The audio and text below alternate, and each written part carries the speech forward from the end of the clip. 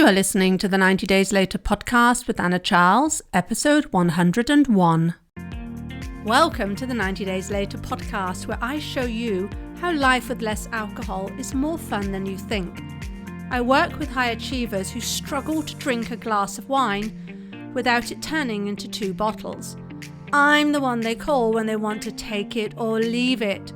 So if you want to change your relationship with alcohol that doesn't involve counting days sober, you're in the right place. Hi all, welcome back to the podcast. All right, today we are going to be talking big picture. Yes, we're going to be talking about the broader impact of being able to decide ahead of time how much you're going to drink and to drink just that, right? What does that goal, the achievement of that goal, bring to your life? What could that mean for you?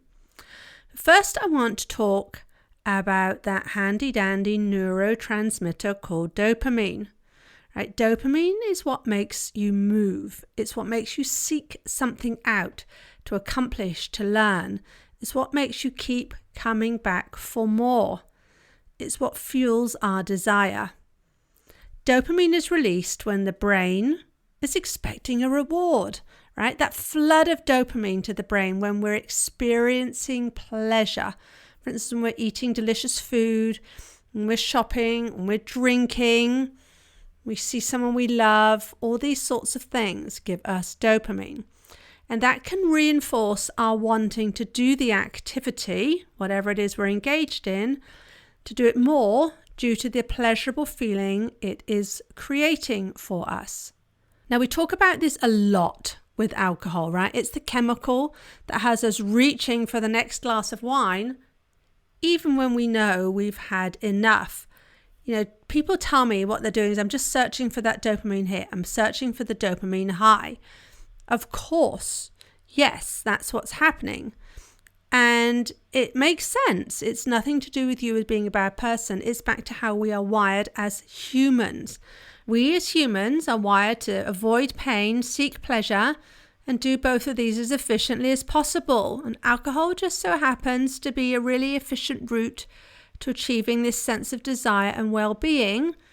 It's what we humans are good at, right? We're good at inventing. So we created this substance that we seek out.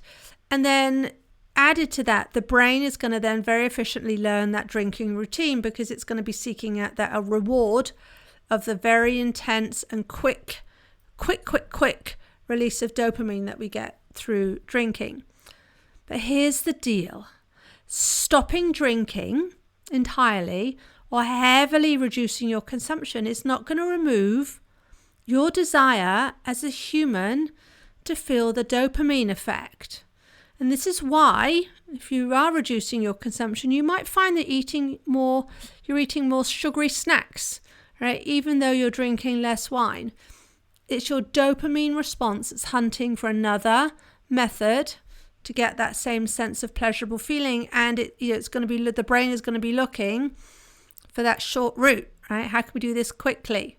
So that's kind of like the negative side of dopamine, this search to feel good in ways that bring with them negative consequences, right? The hangovers, the weight gain, the wasting of time when we're scrolling on our phone, right? We don't want all those things, but we get those as an adjunct to seeking out the dopamine from things like drinking wine, eating donuts, and scrolling mindlessly on our phones.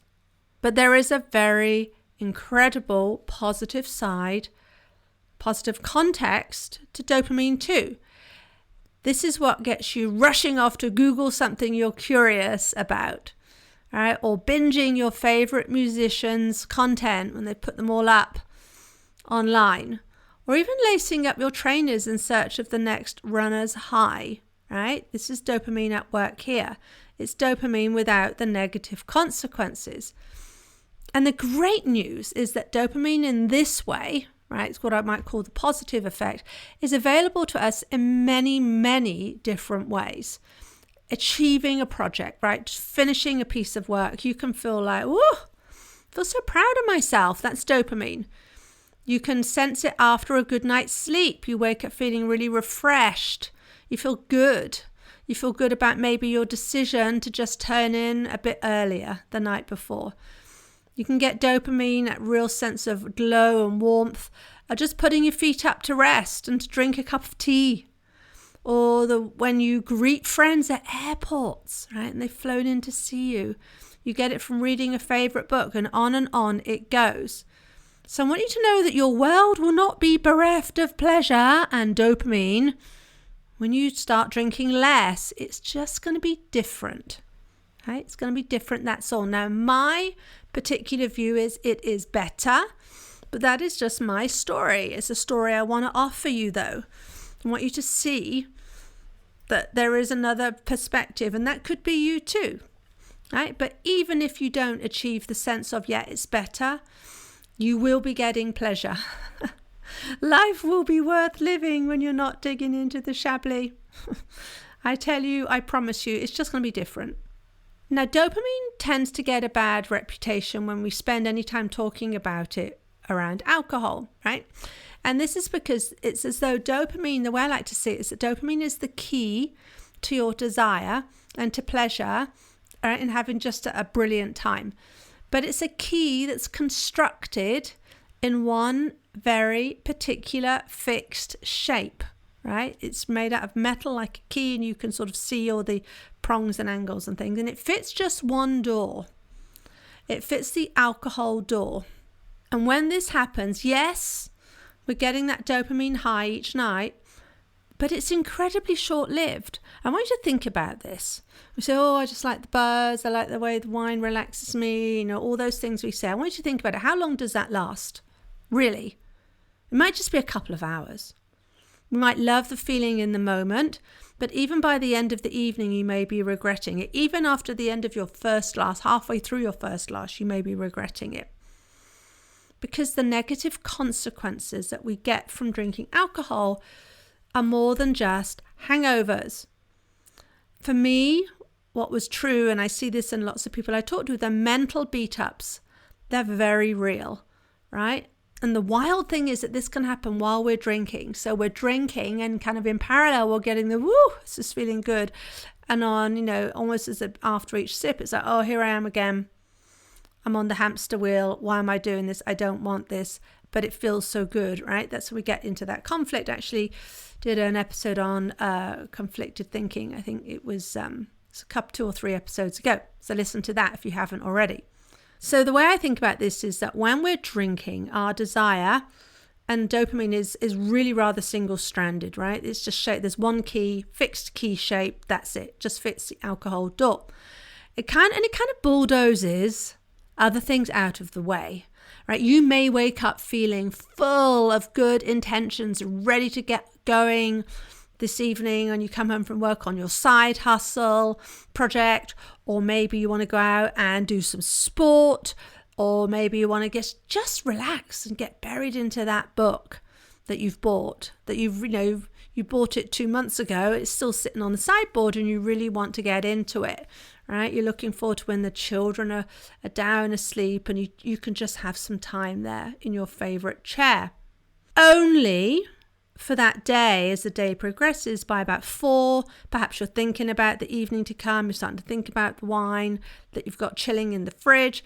Perhaps you're imagining how it's going to taste, how it's going to make you feel so relaxed, because right now you just need to relax because you're having a horribly stressful day. It's just going to take a miracle for you to go home and not drink. It's going to take a miracle for you to be able to spend that time doing those other things, because you're just going to be so in need of just saying, that's it, shutting off my brain. Hear that a lot, right? And so by 6, when you get home, no wonder you're pouring the wine. And then by 8, you're woozy. And you're there on the sofa doing the same old thing, watching maybe rubbish TV, and certainly not relaxing in the way you had anticipated, certainly not doing your side hustle, certainly not maybe even reading your book. Try reading a book when you've had a couple of glasses of wine. It's frustrating. You keep reading the same passage over and over. Any dopamine you would have created for yourself naturally by working on that project, working on reading your book, or even just putting your feet up to have a cup of tea and close your eyes, all of that has been cast aside. It's been swept aside, bulldozed away in the path that is alcohol. Now, I often talk about this phenomenon as kind of like living with a fog. It feels as though you're on an island, right? You can't see very far beyond where you are. So imagine where you're standing outside somewhere in a field, and you're looking out, and you can't see that far away because there's this fog around you. You have no idea if there's more landmass after that, if it's the sea, if the world ends there. It's just kind of, you feel hemmed in. This is your reality. This is what you see. And then what tends to happen is that each morning that fog lifts or it dissipates. You wake up and you start to see actually there is more, something beyond this field. There's this town or another field, or maybe there's a mountain, or maybe there's a lake, or maybe there is a sea, but you see there are things out there. You see maybe other people, you see activities. You see things going on. There is a world beyond the edge of the fog. But then as the day goes on, you go about your life, it gets hazier and hazier. It's kind of like dusk, right? It's starting to get dark, but you don't really see it getting dark. It starts to get a bit misty. That field or that village or that city that you could see, you can't quite see as clear cut anymore. Until you get to the point that by the evening, you're all hemmed in again by the fog. Everything that goes on really much further than beyond just you has disappeared. And there's you and there's the wine, right? And this goes on day after day after day. And it's not just that you find yourself back doing the same old thing with sitting there drinking. There's the mental side of it where your hopes are being dashed every night. Right? And then we jig ourselves. We say, I'm going to start tomorrow. And every night we say we're going to be starting tomorrow. And tomorrow never comes. And then we feel like we're letting ourselves down. And that just intensifies the dankness and the depth and the greyness and the clagginess, if that's a word, of that fog. But it doesn't have to be that way.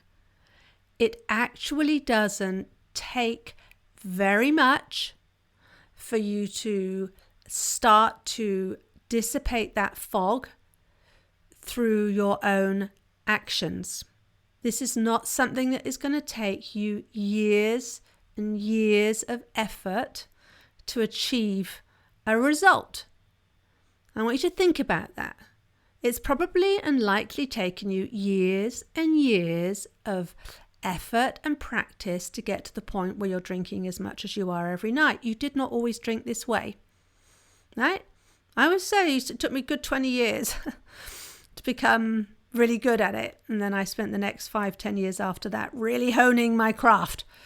But it took a long time to get that good.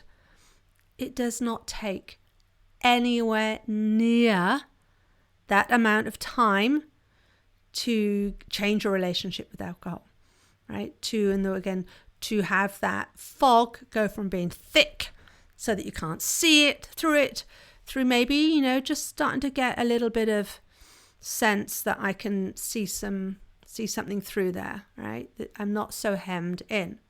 And one of the most fantastic things about my work and what I help my clients achieve is we do remove that fog from their lives. And this is not just in terms of drinking less. Yes, that happens.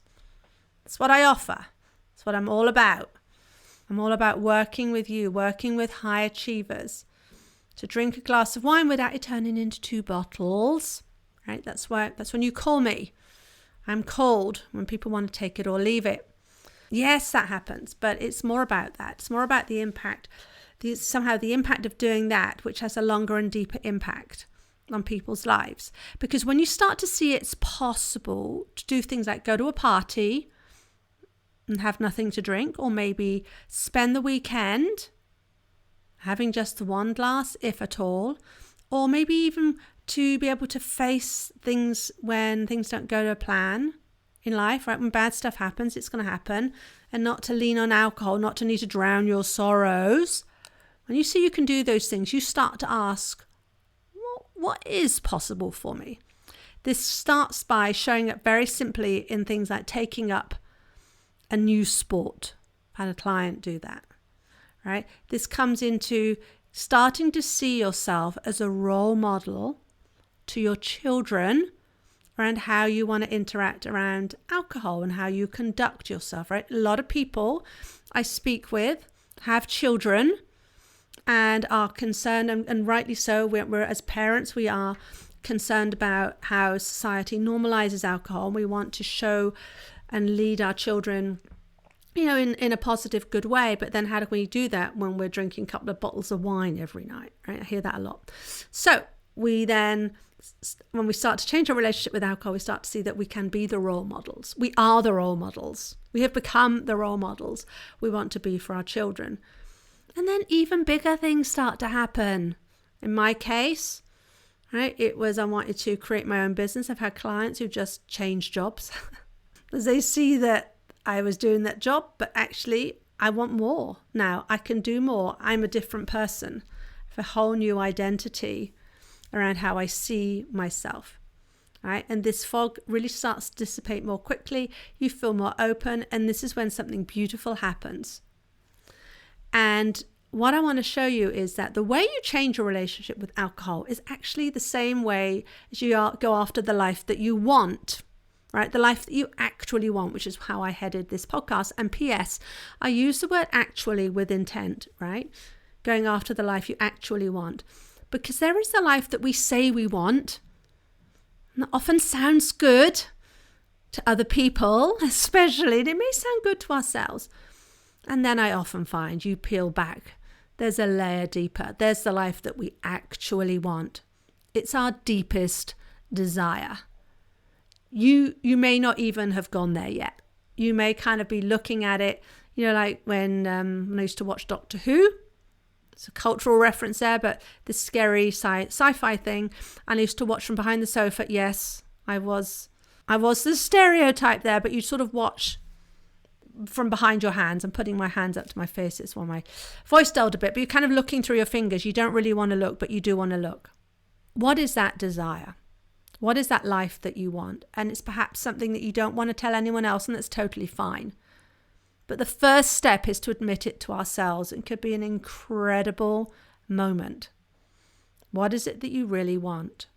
And then I want you to decide, you're going to go after that, right? When you see it, you didn't have all your doubts and fears might crowd in, can't do this. But if you really want it, I want you to know it's possible.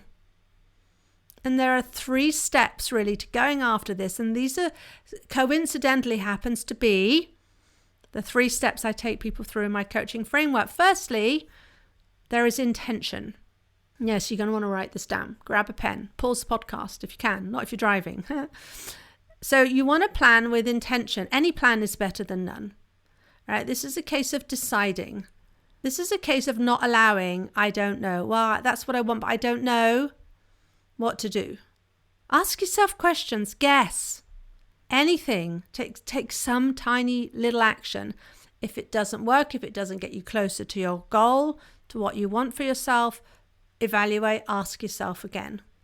But we have to work consciously and with intention. We have to give our brains instructions. We have to give them a map, even just this is our destination. Second, this is where courage comes into play. This is about stepping out in a bigger way in your own life and taking massive action. You're going to have all this stuff come up, right? All what other people are thinking about what you want, what you think about what you want, what you think about what you're capable of doing. There's more to this than feeling the fear and do it. I know that's often said, and I get it. I understand it, and I think it's a good way of working. But I think it's more than that. I think that if you say just feel the fear and do it, right, what does that really mean? Doesn't help. There are some specific techniques you can use. And these are things I go through, right, in my coaching, where I kind of take you step by step through this. And then once you get used to using these around when it comes to the concept of having an alcohol-free evening once in a while, or even drinking a little bit less when you haven't been for a while, Once we start using it there, then you see how you can then transpose that and use that in your greater life. And then the third component is commitment. And this is yes, it's keeping going. Absolutely, that's part of commitment. But for me, commitment is more about the relationship you develop with yourself. It's a sense of trust. Keep reminding yourself why you're doing this. Rely on yourself. You don't need anyone else. Other help is great. Cheerleaders are great. But really, at the end of the day, you have you, and that's all you need. All right, so as I say, those are the three elements, intention, courage, commitment, that form the basis of my coaching framework, and they're the elements we're going to cover again and again and again in my work with clients, right? And so when you figure out your drinking, you're actually going to have the blueprint for creating the life you want. Some of the biggest moments of transformation for my clients come on the calls where we barely ever mention alcohol, right? Or their alcohol plans or how much they've consumed, none of that. Right, we don't talk about that stuff because the conversation has moved into living with this new habit around alcohol. Right, as in barely drinking and only drinking when they plan the exact amount and then they stick to that. Right, that's their new way of working. They're very intentional about this, and that creates a whole host of new habits and new approaches for life. And it's at that moment when we start to ask what we are capable of. Right, so we've looked at our deepest desire as to really the life that we actually want, but then we take it into the how. We start taking action and we start to ask what we're capable of. So that's your homework for today. I want you to ask what you're capable of right now. I want you to answer that for now. Right, if you're to carry on doing what you're doing with the life that you have, right, if it means, yes, having the half a bottle of wine every night, just carry on. This just carries on. If you're living in this land where the fog descends every night, what are you capable of? What would kind of be, what you think ultimately you could achieve? Then I want you to imagine, just go there, that you have this drinking thing sorted, whatever that means for you, whether it means you can take it or leave it, whether it means you never drink, whatever it is, right? You understand how to keep that under control. You have the techniques to do it, and you can do so in a way that feels natural for you without it being a battle of wills, right? Without it being your logical brain fighting against your desire in the moment for the wine, right? We've got all that sorted. And then I want you to ask from that position what you're capable of. Now, this doesn't have to mean you have to go out and create businesses and get new jobs and travel or get new qualifications or new hobbies. It doesn't need to mean any of that. It might simply be that you would regain that sense of calm in your life that gives you such a sense of well-being.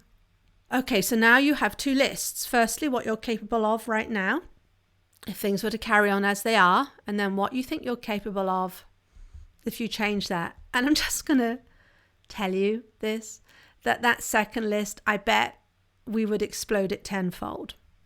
It's really amazing how I believe that we're all more capable of achieving than what we think we are anyway.